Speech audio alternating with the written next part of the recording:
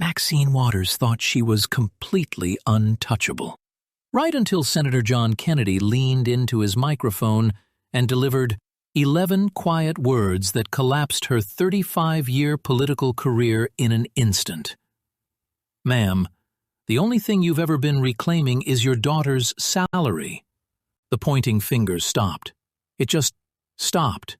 The finger hung there, halfway between the witness table and Senator Kennedy's place on the banking committee. It stopped the way a hand stops in mid-motion when the body underneath it has just realized what it's done. Chairman Tim Scott didn't lift his gavel. Senator Elizabeth Warren, the banking committee's ranking Democrat, the woman who'd stood beside Maxine Waters on every major financial fight of the last 13 years, didn't finish the objection she'd begun 30 seconds earlier. Her mouth was still open. Senator Ruben Gallego, a Marine veteran of Iraq and the first Latino senator from the state of Arizona, set his pen down very carefully on his binder, the way a man sets down a thing he doesn't intend to pick up again. 3 rows behind the witness table, a 47-year-old black single mother from Compton, California, named Yolanda Mitchell, folded her hands in her lap and waited for the moment she'd waited 7 years to see. For anyone who'd ever waited, really waited, for a politician to be looked in the eye, on the record, under oath, and asked to explain exactly why she'd been writing checks to her own daughter on the working-class taxpayer's dime, this was the definitive moment. It was happening right there on C-SPAN, live, in the United States Senate. And absolutely nobody in that room was ready for what Senator Kennedy pulled out of his folder next.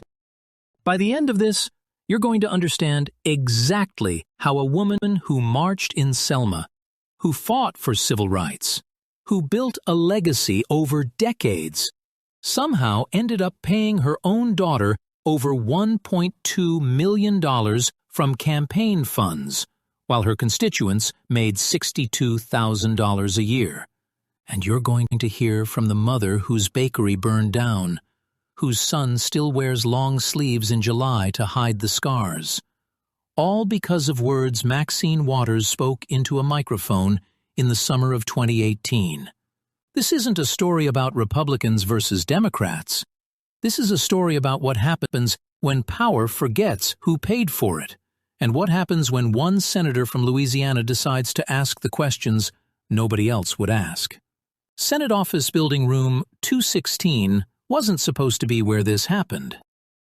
The Senate Committee on Banking, Housing, and Urban Affairs, chaired by Republican Senator Tim Scott of South Carolina, with Senator Elizabeth Warren of Massachusetts as ranking member, had voted in February of 2026 by a bipartisan margin of 16-7 to invite Representative Maxine Waters of California to testify under oath.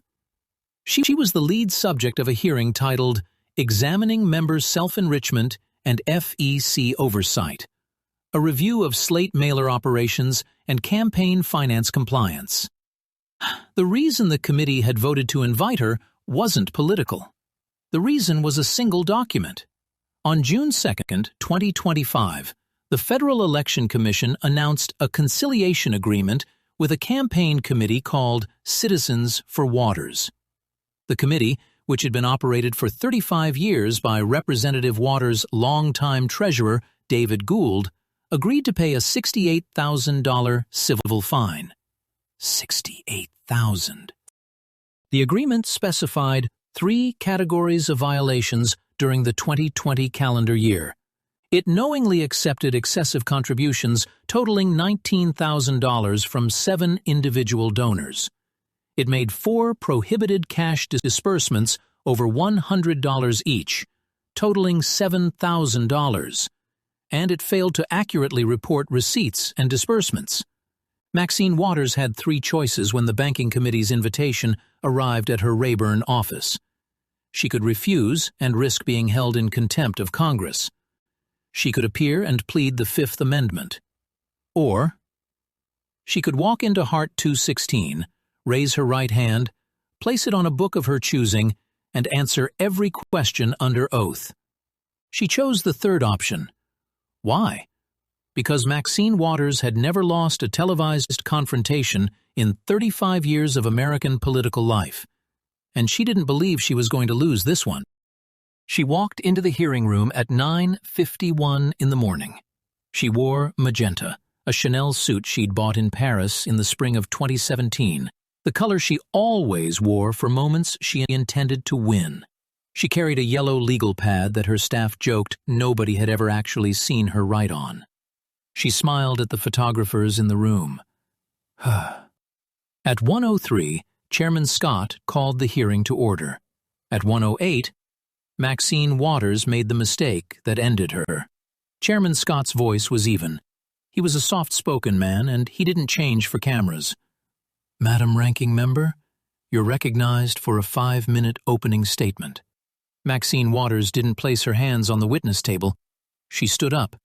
She rarely sat for opening statements. She'd learned in 1976 in the California State Assembly that a woman who sits is a woman who can be ignored.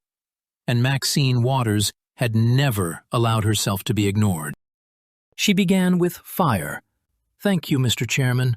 Though I want to begin by noting for the record that I don't recognize this committee's authority to summon a sitting member of the United States House of Representatives in the middle of an active session on a matter that falls within the exclusive jurisdiction of the House Committee on Ethics, of which I'm no longer a subject of inquiry, having been cleared in the year 2012. She raised her finger. The finger came up like a conductor's baton, the way it had come up at Stephen Mnuchin in 2017, the way it had come up at Scott Bessent 6 weeks ago, the way it had come up at Donald Trump 3,000 times in 8 years. Mr. Chairman, this hearing isn't a fact-finding exercise. This hearing is the laundromat of right-wing media that has lied about my family for 30 years, given the imprimatur of the United States Senate. This hearing is the front parlor of a dictator's court. The room went still. She continued, her voice rising. Donald Trump is a dictator. The American people, in their wisdom, in their fear, in their fatigue, elected a dictator. And the United States Senate Committee on Banking is now the front parlor of his court. I will not pretend otherwise. I will not yield to the polite fiction that we're here to examine campaign finance. We are here because Donald Trump's Department of Justice cannot indict me. And so the Republican Party has assembled the next best thing, an inquisition. She turned. She faced the audience. I will not be lectured today by a Louisiana plantation lawyer who voted to confirm 3 Supreme Court justices stolen from this country. I will not be lectured by a man with a Vanderbilt diploma who pretends to chew tobacco for the cameras of a network owned by Rupert Murdoch's children. I will not be lectured by a Republican Party that, in this very chamber, voted last year to invade Iran without the consent of the United States Congress. Then, she did something nobody expected. She turned. She faced Yolanda Mitchell directly. And I will most certainly not pretend to be moved by the testimony of a paid prop, a witness purchased by a Republican Party that has run out of legitimate arguments and now imports survivors of unrelated tragedies into its hearing rooms to manufacture sympathy. She called her a prop, a paid prop, the woman whose bakery burned, whose son was hospitalized for 11 days with second-degree burns covering both arms. She called her a prop. Maxine Waters turned back to face Senator Tim Scott. Mr. Chairman, with respect, sir, you're a black man. You carry on your back every day the burden of a Republican Party that hates you the way it has hated me. The difference between us, sir, is that I've always known who hated me. You, God help you, still believe you can earn their love. She raised her finger one more time. She pointed it directly at Senator John Kennedy. You will not silence me, sir. I will not be silenced. She sat down. The applause from the Democratic side of the dais was absent. Senator Elizabeth Warren didn't clap. Senator Mark Warner of Virginia, a moderate, looked down at the table. Senator Catherine Cortez Masto of Nevada closed her eyes for 1 full second. Senator Raphael Warnock of Georgia, pastor of Ebenezer Baptist Church, a black Democrat, a man who'd marched in places Maxine Waters had marched, looked at her once, then looked away. Senator Ruben Gallego, Marine veteran, 3 deployments to Iraq, the first Latino senator in the history of the state of Arizona, placed his pen down on his binder very carefully and didn't pick it up again. On the Republican side, Chairman Tim Scott didn't blink. Senator Cynthia Lummis of Wyoming closed her notebook. Senator Katie Britt of Alabama looked down at her hands. Senator Pete Ricketts of Nebraska wrote a single word on his pad. Senator Bill Hagerty of Tennessee leaned back in his chair. In the second row of observer seats, the row reserved for House members invited by committee leadership, Representative Joyce Beatty of Ohio sat with her mouth pressed into a thin line. She was 76 years old. She'd served for 13 years on the House Financial Services Committee with Maxine Waters. She'd been chair of the Congressional Black Caucus. She'd founded, with her own hands, the bipartisan Congressional Civility and Respect Caucus. She was the only person in the room who'd ever, in the privacy of a green room at MSNBC, called Maxine Waters her sister. She didn't move. 3 rows behind Maxine Waters, in seat 9 of row 3, Yolanda Mitchell was looking at the carpet. She'd decided 3 weeks ago in the kitchen of her rebuilt bakery on Long Beach Boulevard in Compton that she wasn't going to look at Maxine Waters until the moment mattered. Her son Marcus, 25 years old, sat beside her in a navy blue long-sleeve button-down shirt. The shirt was buttoned at the cuffs. Marcus Mitchell wore long sleeves at all temperatures, in all rooms, except in the kitchen of the bakery, where his mother was the only person he allowed to see his arms. In row 4, seat 7, Sergeant Marcus Coleman of the California National Guard, 31 years old, 3 deployments, dress greens with 3 campaign ribbons, sat with his hands folded. He'd voted for Joe Biden in 2020. He'd voted for Vice President Kamala Harris in 2024.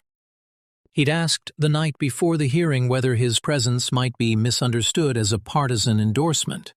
He'd been told by a junior staffer in Senator Kennedy's office that he was being asked only to be present, not to speak, not to be photographed, just to be in the room. He was in the room. Chairman Scott tapped his gavel once, very lightly. The senator from Louisiana, Mr. Kennedy, is recognized for 7 minutes. Senator John Kennedy didn't stand. A senator doesn't stand for a witness. He placed both hands flat on the dais. He had a yellow legal pad in front of him.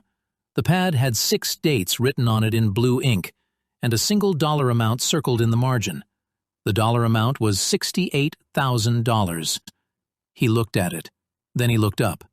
"Madam Chairwoman, I beg your pardon, ma'am. The gentlewoman from California isn't the chairwoman today, Mr. Chairman." His voice was the voice of a man who'd grown up in Centerville, Mississippi, gone to Vanderbilt, gone to the University of Virginia School of Law, and then gone to Oxford in England, where the British had taught him that the only thing meaner than a Mississippi possum was a Mississippi possum that pretended to be a chicken. He spoke slowly. He never raised his voice.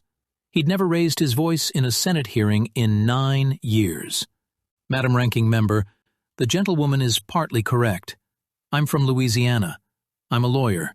I went to Vanderbilt. I went to UVA Law. I went to Oxford in England, ma'am, where the British professors taught me that the only thing meaner than a Mississippi possum is a Mississippi possum that pretends to be a chicken." I've thought about that observation a lot in the last 18 months. Now, ma'am, I'm not going to ask you about Donald Trump this morning. I'm not going to ask you about the 25th Amendment. I'm not going to ask you about civil war. I'm not going to ask you about Vladimir Putin or Bashar al-Assad or Israel or Iran or Federal Reserve Governor Lisa Cook, all of whom you've blamed this morning for things you've been accused of yourself. I'm going to ask you about a check. Just one check, ma'am, to start. He paused for 3 full seconds. Now, before I do that, I want you to know something. Behind you, ma'am, in row 3 of the observer seating, is a woman from Compton, California. Her name is Mrs. Yolanda Mitchell. She lives at 4306 Olive Avenue.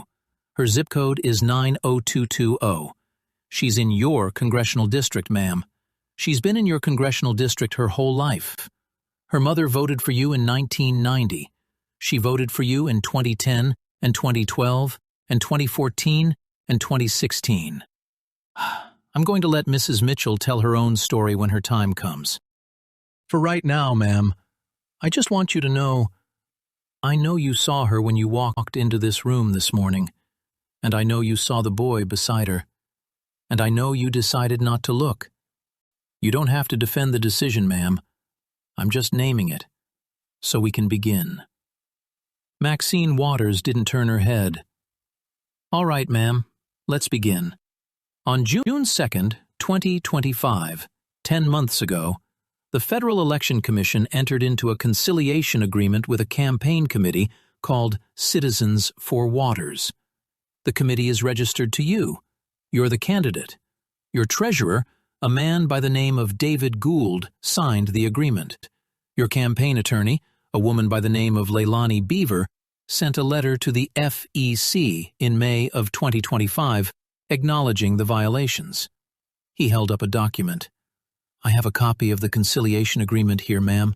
It's signed, it's dated, it's publicly available.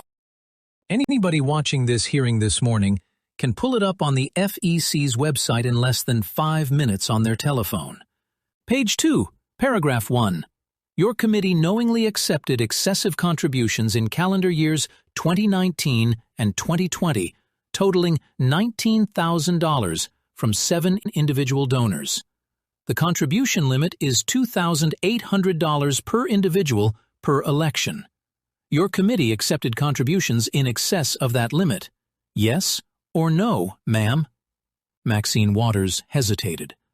The committee, Mr. Gould, these are administrative. Yes or no, ma'am? The committee's own conciliation agreement, signed by your treasurer, says knowingly accepted. That's not me, ma'am. That is the FEC. A pause.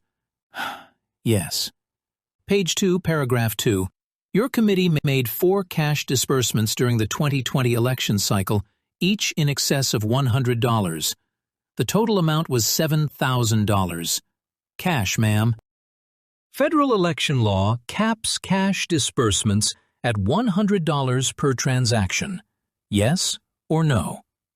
It was COVID, the pandemic. Our get-out-the-vote canvassers couldn't process.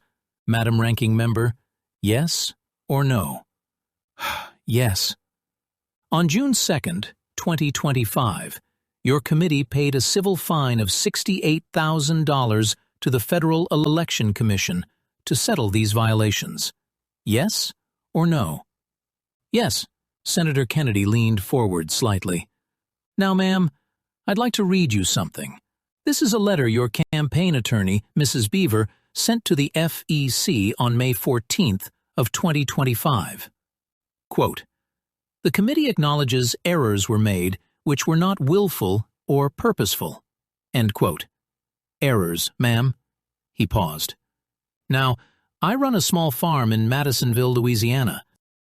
If I made $26,000 worth of errors on my federal income taxes, knowing errors, ma'am, the kind your committee admitted to making, the IRS wouldn't fine me $68,000.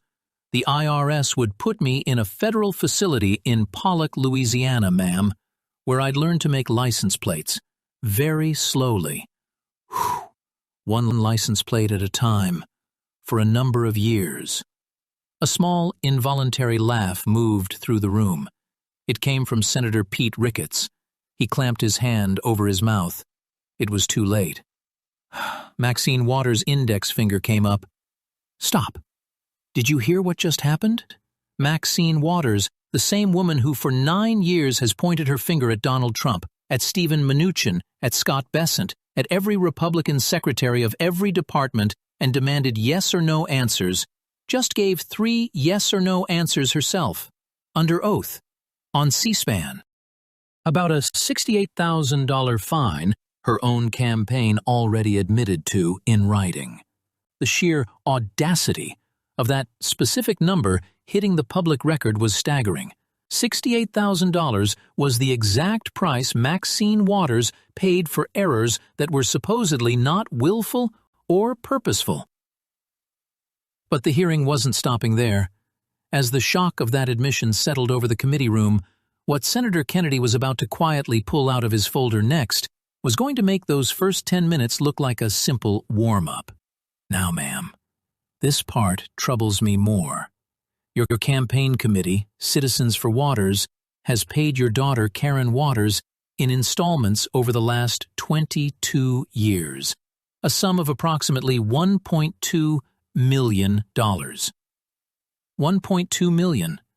Source: the Federal Election Commission's quarterly disclosure database, which is publicly available. Ma'am, on the FEC's own website, on a domain registered to the United States government, between January of 2021 and December of 2022. 24 months, your committee paid your daughter $192,300. Source: the same database. The payments are categorized under the heading Slate Mailer Management Fee. He leaned back slightly. A slate mailer, for the audience watching this morning, is a piece of paper that gets mailed to voters in California. It contains an endorsement from a member of Congress, in this case, you, ma'am, alongside the names of other candidates who have paid your campaign for the privilege of appearing on the same piece of paper. The paper is sometimes called a sample ballot. It's mailed to approximately 200,000 households in south-central Los Angeles. The candidates who pay your campaign for the privilege aren't your constituents, ma'am. They are your clients. The Federal Election Commission gave you an advisory opinion in 2004 permitting this arrangement.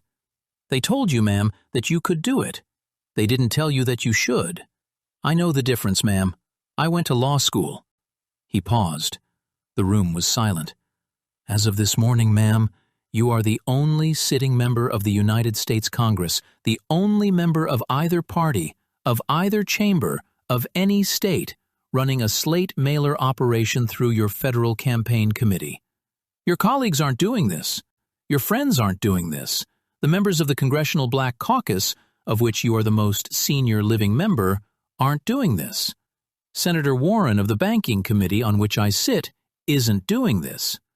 Speaker Mike Johnson isn't doing this. Former Speaker Pelosi isn't doing this. You, ma'am, alone among 535 members, are doing this. And you have paid your daughter, Karen Waters, who runs a consulting firm called Progressive Connections, registered in the state of California, and who before that ran an organization called LA Vote, which the Los Angeles Times reported in the year 2004 had collected $1.7 million in mailer fees from local Los Angeles candidates over an 8-year period. Over $800,000. Now, ma'am, in 2004, the LA Times asked you about these payments. You told the reporter, on the record, quote, "We don't have to answer your questions. We are not bad people." End quote. Senator Kennedy paused. He looked down at his pad, then he looked back up. "We are not bad people, ma'am." That sentence is the most defensive sentence the human mouth can shape. People who aren't bad people don't say it. They just are. The median household income in California's 43rd Congressional District, your district, ma'am, the district you have represented since 1991, is approximately $62,000 per year. Your daughter, Karen Waters, made nearly $200,000 in 24 months running a mailer business out of your campaign committee. That's more than 3 times the median household income in your own district, ma'am. 3 times. Out of your campaign committee, out of donations sent to you by the people in your district who believed they were sending money to fight for them in Washington. He leaned forward. 3 times what they make, ma'am, out of money they sent you to fight for them. What kind of person, ma'am, takes 3 times what their constituents make, paid out of those same constituents' donations, and routes it to her own daughter year after year for 22 years. I'll tell you what kind, ma'am. A person who has forgotten who paid the freight. Maxine Waters stood up. Her staff had told her not to stand. Her staff had told her the night before the hearing that the optics of standing would read as panic. They'd walked her through the body language they wanted, hands folded, voice low, occasional concession that the committee had a right to ask the questions, even if she resented the asking. She stood up anyway. Because Maxine Waters hadn't gotten to be Maxine Waters by listening to her staff. Mr. Chairman, I have sat here this morning for 41 minutes.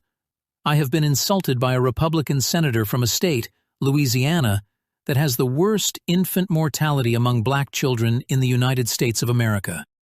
I have been insulted by a senator who made his name on this committee by mocking a federal judge of color for not being able to define a legal term that nobody outside of Cornell Law School could define. I have been, Madam Ranking Member, I'm not finished. Mr. Chairman, I have spent 35 years in this Congress. 35. I marched in the city of Selma, Alabama in the spring of 1965. 1965. Where were you, Senator Kennedy? You were 14 years old in Mississippi. Your senator at that time was a man named James Eastland, who had served in the United States Senate since 1943 and who had voted every single time against every single civil rights bill that came to the floor. You inherited James Eastland's seat in your party, sir. You inherited his Mississippi. She was fighting now, fighting hard. I sat in this Capitol when Henry Hyde tried to break Bill Clinton in 1998. I sat in this Capitol when George W. Bush sent us to Iraq in 2003 on a lie that this body, which I served, voted to authorize. I sat in this Capitol when Donald Trump asked the United States military to clear American protesters out of Lafayette Park in 2020 so that he could hold up a Bible at St. John's Church. I have raised in this Congress, Mr. Chairman, over $1 billion in campaign funds for the Democratic Party. I have used those funds to elect black women to office in places where black women were not supposed to win. I have buried my husband. I have raised my children. I have paid my mortgage. I have served the people of California's 43rd District through fires, through earthquakes, through riots, through pandemic, through every catastrophe this nation has visited upon Los Angeles in 50 years. She pointed her finger directly at Senator Kennedy. And you, sir, are going to sit there and tell me, that I have forgotten who paid the freight? I yield, Mr. Chairman, with contempt. She sat down. She didn't look at Senator Kennedy. Senator Kennedy didn't look at her either. He turned over the page on his yellow legal pad. Madam Ranking Member, with respect, ma'am, I'm not going to pretend you didn't march in Selma. I'm not going to pretend James Eastland wasn't from my state. I'm not going to pretend that the Republican Party of 1965 was a party I would have wanted to belong to. I'm not going to do that, ma'am. I owe you better than that. What I'm going to do, ma'am, is read you something else. On June 8th, 2025, about 3 weeks after your campaign committee paid that $68,000 fine, you went to a place called the Metropolitan Detention Center in downtown Los Angeles, California. The facility was the site of public protests against United States Immigration and Customs Enforcement. The governor of California, Mr. Gavin Newsom, your fellow Democrat, ma'am, had deployed a unit of the California National Guard to the facility to maintain order at the request of the city of Los Angeles. You walked up to those troops, ma'am. They were standing in formation outside the building. You wore a green jacket with the seal of the United States Congress on it. You identified yourself, and then you said, and I am quoting from the public transcript published by the National Legal and Policy Center, which you are welcome to dispute, ma'am, except that the words were captured on 3 separate cell phone videos. Quote, "Who are you going to target? If you are going to target me, you better aim straight." End quote. Did you say those words, ma'am, to American National Guard troops in uniform, standing in formation, on American soil? Yes or no? Maxine Waters hesitated. I asked them what side they were on. Children, American children, were being... Ma'am, please, yes or no? Yes. Senator Kennedy turned very slightly in his chair. He gestured gently, the way a Sunday school teacher gestures to a child in the back of a classroom, toward row 4 of the observer seating. Sergeant Coleman, would you stand for one moment, sir? Sergeant Marcus Coleman stood up. He didn't look at Senator Kennedy. He didn't look at the C-SPAN cameras. He looked at Chairman Tim Scott. He stood at parade rest. He waited. Sergeant Coleman is a member of the California Army National Guard. He was one of the soldiers in formation outside the Metropolitan Detention Center on June 8th of last year. He came here this morning at his own initiative. I want the American people to know, ma'am, that Sergeant Coleman is a Democrat. He voted for Joseph Robinette Biden in 2020. He voted for Vice President Kamala Devi Harris in 2024. He's never voted for a Republican in his life, ma'am, and he hasn't been asked to today. Sergeant Coleman is the man you spoke to, the man you asked on a public street to aim straight. Sergeant Coleman didn't say a word. He didn't turn his head. He didn't respond to the cameras. After 4 seconds, he sat back down. Whew. Chairman Scott tapped his gavel. The senator from Louisiana yields the balance of his time. The chair calls the second witness, Mrs. Yolanda Mitchell. Please come forward to the witness table. Yolanda Mitchell stood up from row 3. She was 47 years old. She wore a navy blue dress that she'd bought at a Target in Long Beach, California, 3 weeks earlier for this exact morning. She walked the 8 steps from row 3 to the witness table. She took the chair to Maxine Waters' immediate right, the chair that 2 hours earlier had been set for an academic witness from the Brookings Institution who'd quietly withdrawn 3 days before the hearing. The clerk administered the oath. Do you solemnly swear that the testimony you are about to give will be the truth, the whole truth, and nothing but the truth, so help you God? I do. Her hand didn't shake. Chairman Scott nodded. Mrs. Mitchell, you are recognized for 2 minutes for an opening statement. Yolanda Mitchell didn't have notes. She hadn't written a statement. She looked for a long moment at Chairman Scott. Then she looked at Senator Kennedy. Then, for the first time that morning, she turned in her chair, and she looked directly at the woman beside her. Maxine Waters didn't turn. Yolanda Mitchell turned back. She faced the dais. Mr. Chairman, members of the committee, thank you for the opportunity to come. My name is Yolanda Mitchell. I live at 4306 Olive Avenue in Compton, California. My zip code is 90220. I've lived in California's 43rd Congressional District my entire life. My mother, Bernice, voted for the congresswoman in 1990. I voted for the congresswoman in 2010, 2012, 2014, and 2016. In 2014, I opened a small bakery on Long Beach Boulevard. The bakery was called Yolanda's Sweet Home Bakery. I employed 7 people. 3 of them were teenage boys whose mothers worked overnight shifts at LAX cleaning airplane cabins. The boys came in after school. They learned to roll dough. I paid them $10 an hour in cash every Friday out of a metal box I kept in the freezer. I paid them in cash because their families needed it on Friday, and the bank was closed on Saturday. In June of 2018, the congresswoman appeared on a stage in Los Angeles before a public crowd, and she told the people of this country on television that, and I quote her, sir, because I've watched the video 300 times, quote, if you see anybody from that cabinet in a restaurant, in a department store, at a gasoline station, you get out, and you create a crowd, and you push back on them, and you tell them they're not welcome anymore, anywhere, end quote. On the night of October 21, 2018, at approximately 9:15 p.m., a customer left my bakery. He was a regular. His name was Mr. Lawrence Ortega. He was a retired postal carrier. He'd voted that morning in early voting for a candidate not endorsed by the congresswoman. He was wearing a red hat with white lettering. When he left my shop, 3 young men who'd been standing across the street, who'd watched the congresswoman's speech that summer, who'd decided on their own. Sir, I don't blame the congresswoman for what they did.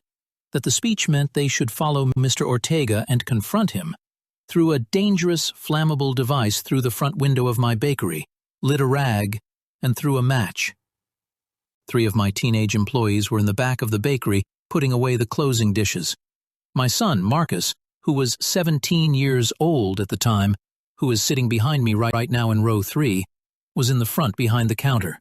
He had to stay late to help me close. My son tried to put out the fire with a bath towel. He suffered second-degree burns to both of his arms, from his wrists to his elbows, before the fire department arrived. He was hospitalized for 11 days at Martin Luther King Jr. Community Hospital on East 120th Street in the Willowbrook section of South Los Angeles. The hospital is 2 miles from the home of Karen Waters, the congresswoman's daughter, on Hancock Park. My son is 25 years old now. He works the dough every morning at 5 a.m. at the rebuilt bakery, 2 doors down from where the original one was. He wears long sleeves in July, in August, in every season, because he doesn't want the regulars to see what 2018 cost him. I gave one interview to the Los Angeles Times in November of 2018 after the bakery closed. The reporter asked me what I'd say to Maxine Waters. I told her, quote, "I don't know what the congresswoman meant. I just know what they heard." End quote. I received 73 severe personal threats over the next 4 months.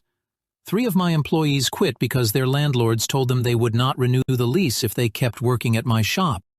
My own landlord refused to renew my lease in January of 2019. I closed the doors of the original Yolanda's Sweet Home on February 11th, 2019. Madam Ranking Member, I am not asking for an apology. I am not asking for money. I've never asked for money. I'm not asking for justice. The boys who threw the dangerous object went to a state correctional facility in Solano County. The Lord settled that part. I'm asking, and I'm asking only this, that the next time a member of the United States House of Representatives goes on television and tells the American people to confront strangers in restaurants, that member remember that not every confrontation in the streets of Los Angeles ends with an argument. Some of them end with my son on a hospital gurney with second-degree burns on his arms. That is all I came to say, sir. I yield. Maxine Waters tried to speak. Mr. Chairman, I object to the relevance of this testimony. The acts of 3 private individuals, however tragic, Chairman Scott interrupted. Madam Ranking Member, the witness has the floor. You are not recognized. But, Mr. Chairman, this committee has no jurisdiction. Madam Ranking Member, you are out of order. The gavel didn't fall. He didn't need it to. Maxine Waters sat down. Yolanda Mitchell didn't look at her. Marcus Mitchell, in row 3, in his navy blue long-sleeve button-down shirt, didn't look up. Yolanda Mitchell just told her story to the United States Senate, under oath, face-to-face with the woman whose words she traced to her son's hospital bed. She didn't ask for money. She didn't ask for revenge.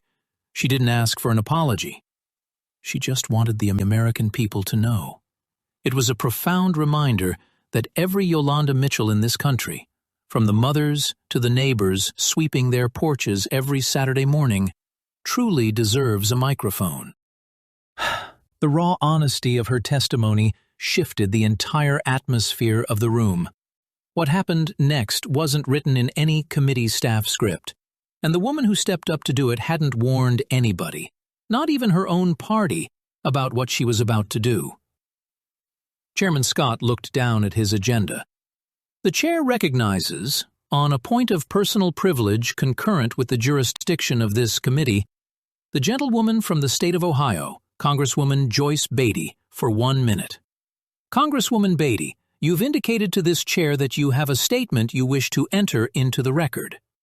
Representative Joyce Beatty stood up from the second row of observers' seats. She was 76 years old. She wore a black St. John knit suit and a small pearl pin she'd inherited from her late husband, Otto Beatty, Jr., an attorney from Columbus, Ohio, who had passed away in 2021. She'd served in the United States Congress since 2013. She'd been the chair of the Congressional Black Caucus from 2021 to 2023.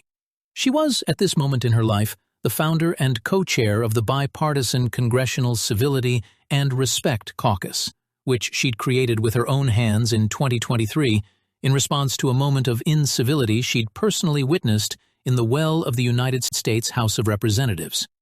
She didn't look at Senator Kennedy. She didn't look at the C-SPAN cameras. She looked for a long moment at the back of Maxine Waters' head. Mr. Chairman, I'm a Democrat. I'm the chair emerita of the Congressional Black Caucus.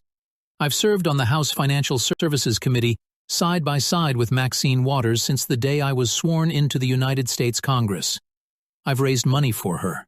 I've campaigned for her in California. I've sat on her right hand at 3 Democratic National Conventions. I've called her, more than once, in the privacy of a green room at MSNBC.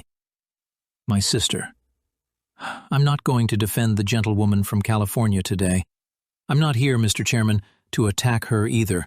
I'm here because of what Mrs. Mitchell just said.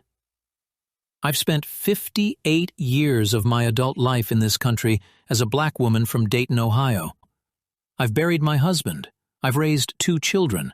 I've run for office in places where they didn't want me to win. I know. I know in my bones what it costs a black woman to walk into a room full of Republican senators and tell another black woman to her face that she failed her. Mrs. Mitchell didn't come here to embarrass anyone. She came here, Mr. Chairman, because her son is 25 years old, and he lives with scars he didn't choose, and he wears long sleeves in July because he doesn't want strangers in his mother's bakery to see what a speech in 2018 cost him. She turned. She faced the witness table. She looked at the back of Maxine Waters' head. Madam Ranking Member. Sister, I am asking you not as a member of the opposition, because I am not a member of the opposition. I'm asking you as a member of the caucus you and I both built when you and I were younger women in this town than we are right now, to look at Mrs. Mitchell just one time before this hearing ends and to say something, anything. The word sorry isn't required. The word I hear you would be enough. Just 3 words, Maxine. Just 3. Today. She paused. Maxine Waters didn't turn. For a long second, the only sound in Heart 216 was the soft hum of a ventilation duct in the ceiling. Joyce Beatty exhaled. Mr. Chairman, I yield with sorrow. She sat down. Maxine Waters' frozen index finger was still in the air. Senator Kennedy didn't move. Chairman Scott reached for his gavel, the way a man reaches for a gavel when he's preparing to bring a hearing back to its scheduled order, and he was about to recognize the next member for questioning when a man at the very far left edge, who had been notified of the hearing only on the previous afternoon, raised his hand. Chairman Scott looked at him. The chair recognizes the junior senator from the state of Arizona, Mr. Gallego, for a point of personal privilege. Senator Ruben Gallego stood up. He was 46 years old. He'd been sworn into the United States Senate on January 3, 2025, the first Latino senator in the history of the state of Arizona. Before he was a member of the United States Senate, he'd served 4 terms in the United States House of Representatives. Before he was a member of the House of Representatives, he'd served in the Arizona State Legislature. Before he was a member of the Arizona State Legislature, he'd served in the United States Marine Corps. He deployed to Iraq in 2005. His company, Lima 325, had taken some of the highest casualties of the war. He'd buried members of his platoon in Husayba, in Al-Anbar province, on the 17th of April, 2005. He hadn't voted to confirm Senator Kennedy's preferred Federal Reserve nominee in 2025. He'd voted against most of Senator Kennedy's banking legislation. He'd told a reporter in November of 2025 that he disagreed with Senator Kennedy on every meaningful issue except for the proposition that federal government employees should be paid during a government shutdown. He stood up. He adjusted his microphone. Mr. Chairman, thank you. I'm a Democrat. I'm the junior senator from the state of Arizona. I voted against Senator Kennedy's last nominee for the Federal Reserve. I voted against his energy and water appropriations bill last fall. I don't agree with him on the Build Now Act. I don't agree with him on the CFPB. I don't, frankly, agree with him on much. At 6 p.m. yesterday evening, Mr. Chairman, the Chief of Staff of the gentlewoman from California's congressional office in Inglewood, California, called my Phoenix office. He asked my Chief of Staff to issue a statement this morning before the hearing began, denouncing this proceeding as a Republican witch hunt, as a partisan attack on a senior woman of color in the Democratic caucus, and as an attempt by Senator Kennedy to relitigate a federal ethics inquiry that was concluded in the gentlewoman's favor in the year 2012. I'm not going to do that. Mr. Chairman, I am a United States Marine. I served in Iraq in 2005.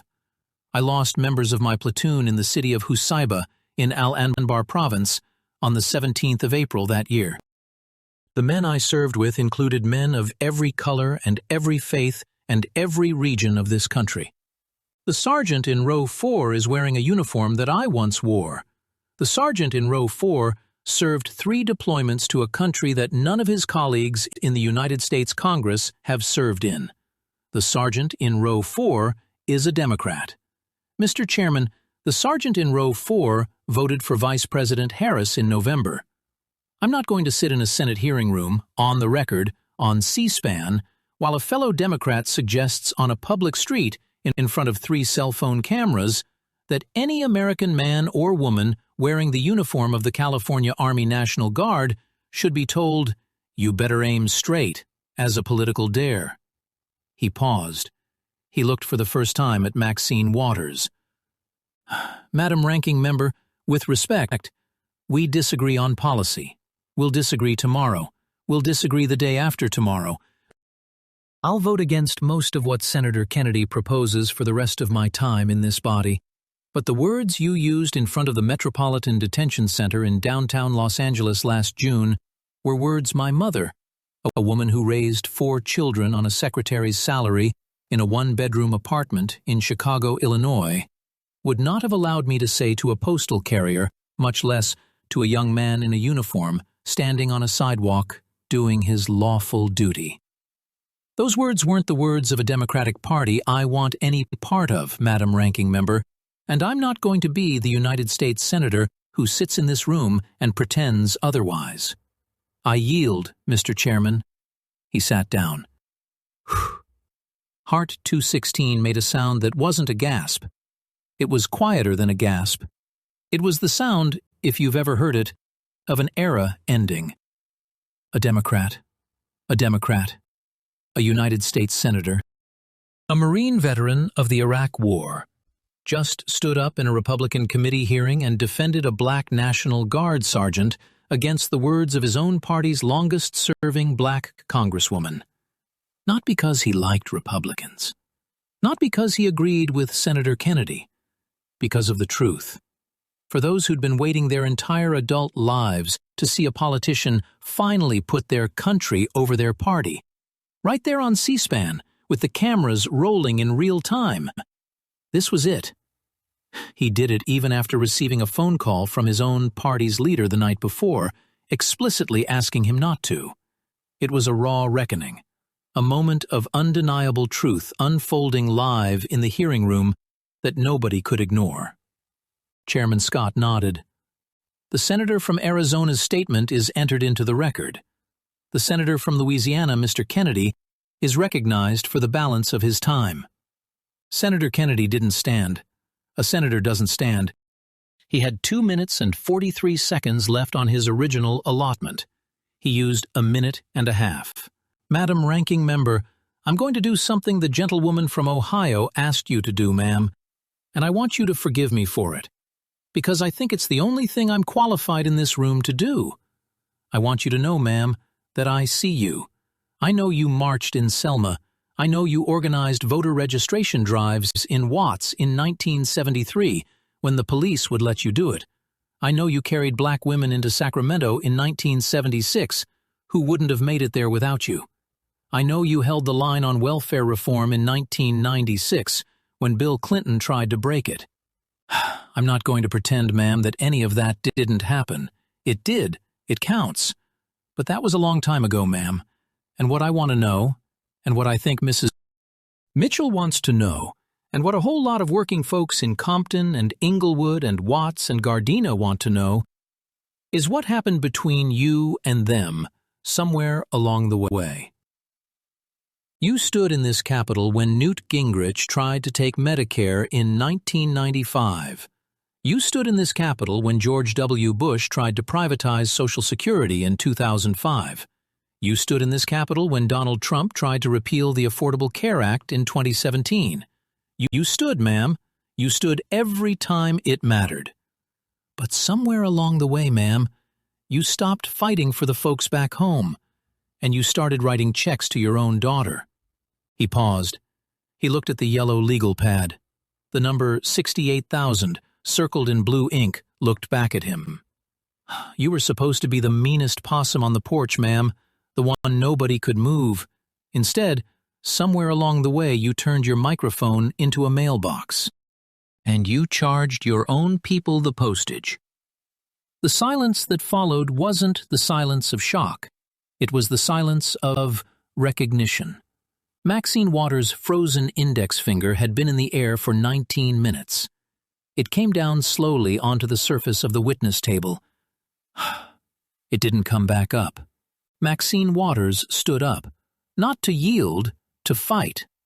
I will not be lectured on my own legacy by a man whose state ranks last in this country in every measure of human dignity. I will not be lectured by a senator who has voted in this body against every civil rights protection that has come before him. I will not be— Chairman Scott gavelled once.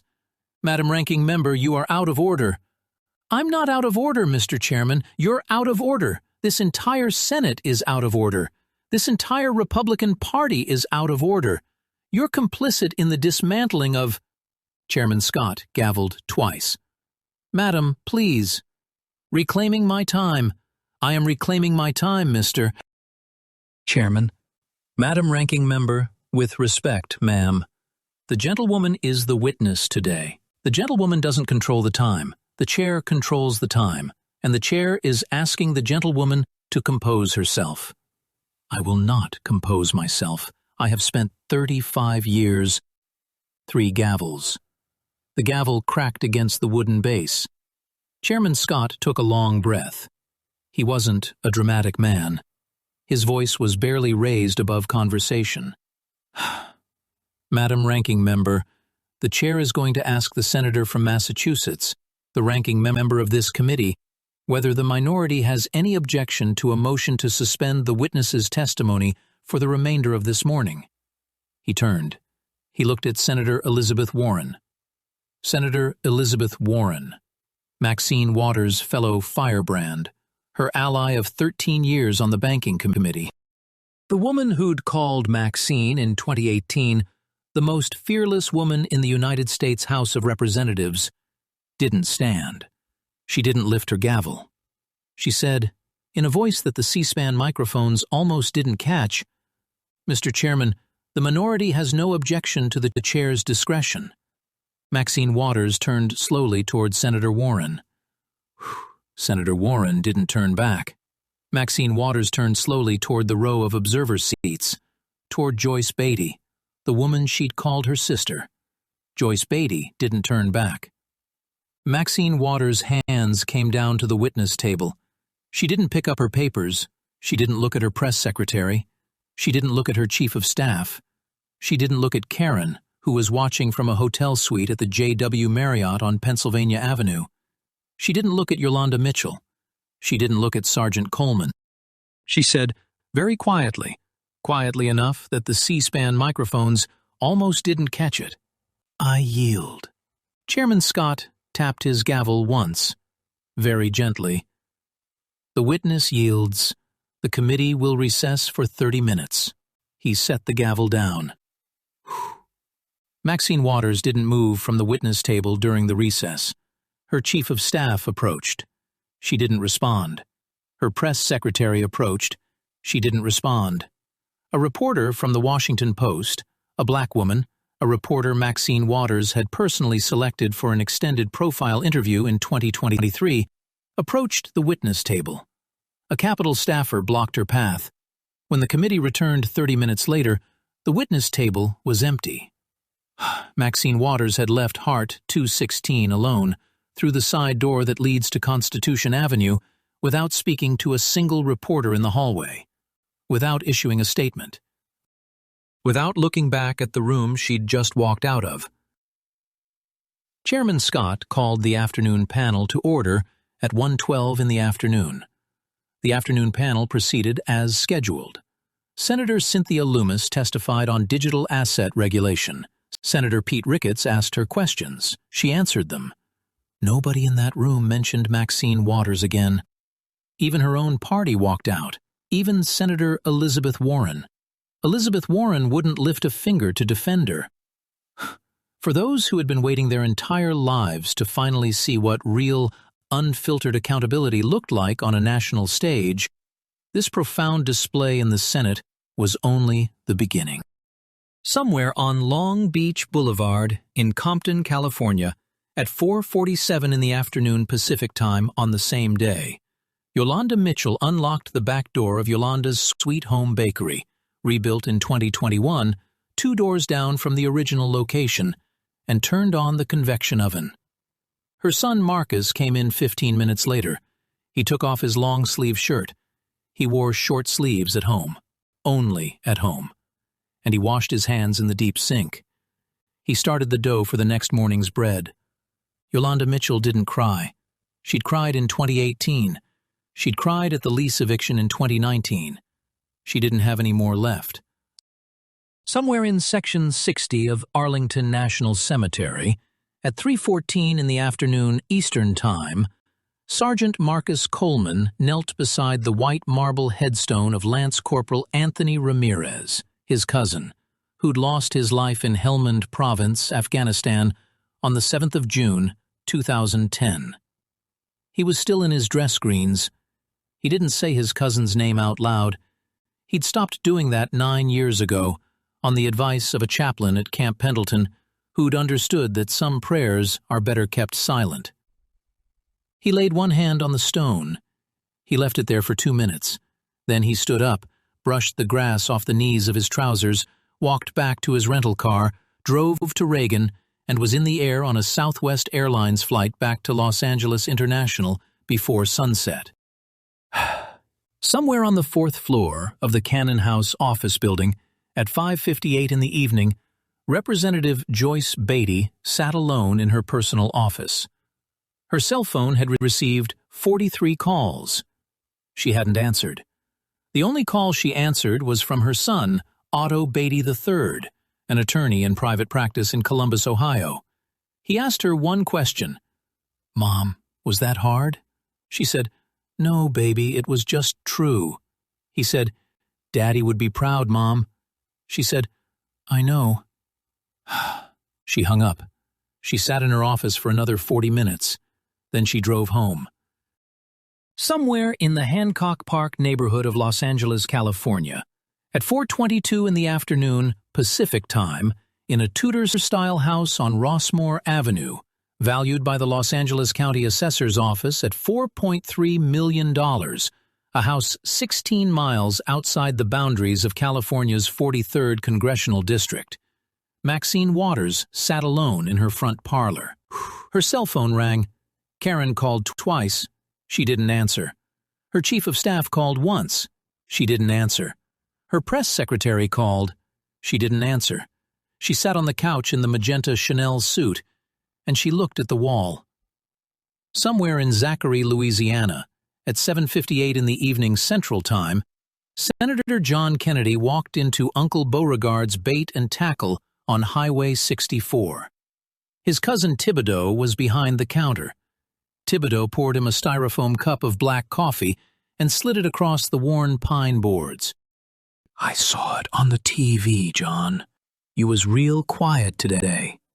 Senator Kennedy said, "Wasn't my place to be loud, Thibodeau." Thibodeau said, "Was that lady? Was she what they say she was?" Senator Kennedy said, "No, Thibodeau, she was a long time ago. Then she just got tired." Thibodeau nodded slowly. He poured himself a cup of coffee and stood beside his cousin, looking out the front window at the dirt lot where, 18 years ago, Senator Kennedy's own daddy had taught him to bait a trot line. Senator Kennedy drank his coffee.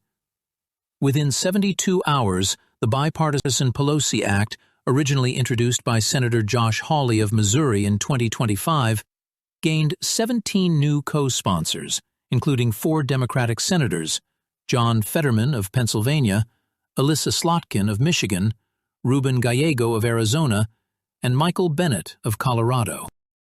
Within a week, Representative Joyce Beatty appeared on NBC's Meet the Press and was asked by Kristen Welker whether she regretted her statement in Hart 216. She said, quote, "Not for 1 second. Mrs. Mitchell's son has scars. My friendship with Maxine does not." End quote. She didn't back down. Within a month, Karen Waters' consulting firm, Progressive Connections, registered in the state of California, quietly closed its doors. Its final filing with the Federal Election Commission was dated April 11, 2026. Within 3 months, Representative Maxine Waters announced that she would not seek re-election in 2026. Her statement, released by her press secretary at 6:12 a.m. Pacific Time on a Saturday morning in June, didn't mention the hearing, didn't mention Yolanda Mitchell, didn't mention Joyce Beatty, didn't mention Sergeant Marcus Coleman, didn't mention Senator Kennedy, didn't mention the magenta Chanel suit, which her staff donated anonymously to a women's re-entry program in South Los Angeles called New Beginnings. She didn't give a farewell speech on the floor of the United States House of Representatives. She didn't accept a congressional gold medal ceremony, though one had been offered. She left the Capitol on a Tuesday morning in January of 2027 through a side entrance of the Cannon House office building, accompanied only by her husband, Sidney Williams, and a single Capitol police officer she'd never met. Senator John Kennedy returned to the Senate Banking Committee the following Monday. He introduced, with Senator Ruben Gallego of Arizona as primary co-sponsor, the Slate Mailer Reform Act of 2026. The bill prohibits federal campaign committees from operating commercial slate mailer businesses. It requires direct line family payments from federal campaign committees to be disclosed to the FEC on a monthly rather than quarterly basis. It passed the Banking Committee 18 votes to 5 on the 4th of May. Yolanda's Sweet Home Bakery received approximately $340,000 in unsolicited online donations in the 10 days following the hearing. Yolanda Mitchell used the money to hire 4 additional teenagers from Compton Unified School District. One of them, a 17-year-old boy named Deshaun Williams, learned to roll croissant dough on his 4th shift. He still works there. Sergeant Marcus Coleman returned to his National Guard unit the Monday after the hearing. He didn't give an interview. He hasn't given one since. The aftermath of that single morning in Hart 216 echoed far beyond the walls of Washington. It resonated deeply with working Americans, forgotten Americans, and people who'd spent 35 years watching the political machine operate without consequence. They needed to hear exactly what transpired in that room. The concept of accountability, so rarely seen in a Senate hearing room that nobody outside the Beltway had ever heard of, finally had a face and a clear definition. It was a profound truth that had been waiting its turn patiently for somebody brave enough to call it out. The story didn't just end with a recessed hearing. It rippled out into the lives of everyone involved, proving that sometimes real justice happens quietly. God bless Yolanda Mitchell of Compton, California. God bless her son Marcus, 25 years old, who works the dough every morning at 5 a.m. in long sleeves so the regulars don't see what 2018 cost him. God bless Sergeant Marcus Coleman of the California Army National Guard, who served 3 deployments to a country that none of his colleagues in the United States Congress had served in. God bless Congresswoman Joyce Beatty of Ohio, who told the truth across 30 years of friendship when the truth was the harder road. God bless Senator Ruben Gallego of Arizona, who stood up as a Marine before he stood up as a Democrat, after a phone call from his own party's leader the night before asked him not to. And God bless every American in every forgotten zip code of this country who's ever waited a generation to hear an elected official in a public room, on the record, with the cameras rolling, simply asked to explain why she charged her own daughter rent on the people's microphone. The gavel fell, the room emptied, and the woman who'd spent 35 years reclaiming her time finally ran out of it.